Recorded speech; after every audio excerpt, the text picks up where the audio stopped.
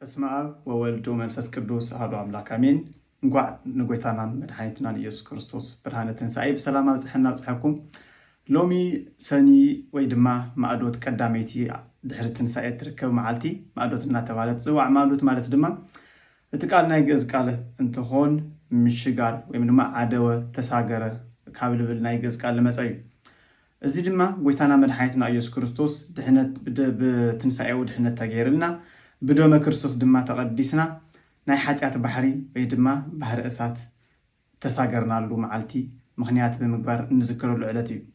እዚ ድማ ጎይታና መድኃኒትና ኢየሱስ ክርስቶስ ንዓና ክብልና ምድሪ ወሪዱ ጎይታና ካብ ባርነት ናብ ናጽነት ካብ ሲኦል ናብ ገነት ካብ ሓጢአት ናብ ጽድቂ ካብ ገሃነም እሳት ናብ መንግስተ ሰማያት ካብ ጸልማት እውን ናብ ብርሃን ለውፀና ዕለት እዩ ማለት እዩ። ቅድስት ቤተ ክርስቲያንና እዚ ናይ ድሕነት ወይ ድማ ናይ ምትስግጋር ስርዓት ተፈጸመሉ ዕለት ዓርቢ ኣብ ሰዓት ሰርክ እኳ ዋላ እኳ እንተኾነ ቅድስት ቤተ ክርስቲያንና ድማ ኣብዚ ዕለት እዚ ኣብ ድሕሪ ትንሣኤ እትርከብ ኣብ ዕለት ሰኒ ንኽነኽብሮ ንኽንዝክሮ ትምህረና ማለት እዩ።